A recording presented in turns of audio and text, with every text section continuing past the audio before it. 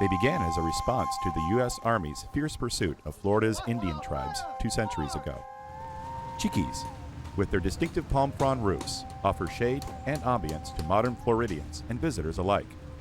What was once a survival tool for life in old Florida's swamps is now a luxury at homes, resorts, and clubhouses across the state. We have always had chickees on our property. We started out with 1 or 2 chickees, and we've come to now have maybe 10 or 12 out here. We have the large chickee behind us here. It's great. My grandfather started the chickees and passed it along to me, and so it's been fun. We've worked a long time with the Indians. This quintessential Florida building is still being fashioned by those who first made them, the Seminole and Miccosukee Indian tribes of Florida. Once the only kind of affordable housing they knew, the Chickees helped natives survive the harsh Everglades environment. The log cabins that were their traditional homes were too stationary for their many conflicts, so they discovered a way to quickly build houses out of nearby materials, mainly cypress logs, palmetto leaves, and vine, to provide shelter while helping them both hide and stay on the run from soldiers during the 3 Seminole Wars of the 19th century. Soldiers had guns, and you stick your butt out there in the open, they'll shoot you. So we try to hide.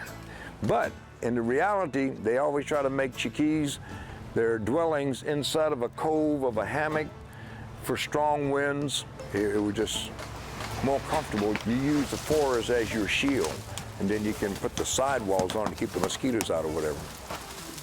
James Billy is a former chief who has been building Chickees for most of his life.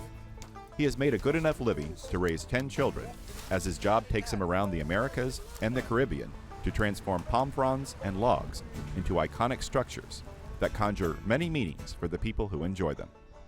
I just happened to grow up during a time when my grandpa and grandmother and them made it, and I was just there.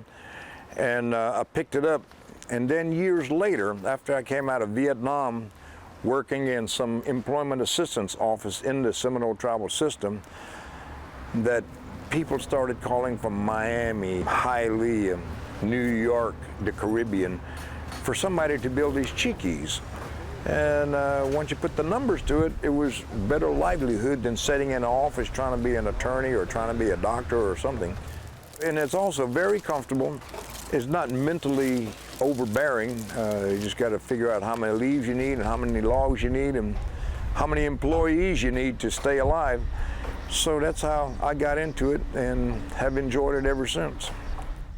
When I go tiki bar, let's say a tiki bar that people like to use, I don't think of a tin shed and all this. I think of islandy look. I go to Jamaica, I like looking at leaves. If I go to Hawaii, I think of leaves, coconut villages. When I see a Chickee, it gives me a freedom of mind, some sort of free-spirited feeling. Those built by members of the Seminole or Miccosukee tribes do not require a building permit, an exemption written into several municipal building codes, including those in Cape Coral and Naples. I thought his son would pick up on it because he was. However, they do have to meet certain construction standards, and Chickees with electrical and plumbing must be inspected by code officials. The only power tools needed are drills and chainsaws to set and build the frame. Then thousands of leaves are nailed into place by hand. Chickee making is an art that's predominantly nowadays Seminole Indians. We'd be lucky if it passes 7 years, and from that point on, you have to really observe what's going on. I've seen Chickees last as high as 15 years because it was somewhere in a nice area, and as soon as some part of the leaves starts to deteriorate, you stick another one in there to protect the rest of the leaves. It takes only a few days to gather and prepare the materials, then plant and secure the posts with modern fasteners. The roof is constructed of leaves from the sable palmetto, Florida's state tree that grows wild throughout the southeastern United States.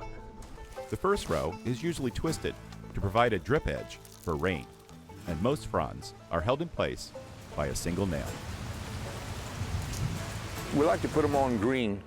You can hold these leaves, and it's a lot easier to work with the leaves when they're been stacked on top of each other for about 3-4 days to a week because the leaves are just flat, easy to work with. Mike Watkins is a third-generation hotelier who has increased the number of Chickees on the property to more than a dozen. Some small enough for just a few people, others large enough to host wedding receptions. The White family in Fort Myers wanted something to enjoy their pool more often, but it had to be rustic yet practical. So they contacted Obi Osceola, a member of the Seminole tribe in Collier County, to build them a Chickee. We had the pool built first. Our old tool shed fell apart, and there was an empty space here. And instead of to replace the tool shed, we went ahead and my husband came up with the idea about a Chickee. Chickees may be the ultimate green building. They're made from materials that are locally harvested from a sustainable resource and can be easily returned to the earth.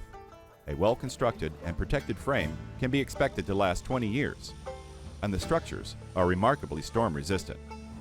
Still, it may be a dying art. Several prominent Chickee builders have recently retired, including Obi Osceola and Bobby Henry, a powerful shaman in Tampa. However, James Billy says that his youngest son has shown an interest in preserving this important part of Florida's history. Oh yeah, my son Icho, he's been trying to climb up there since he was able to walk. And he's climbing up there and we're beating him off. He said, I want to come up there and give me an axe.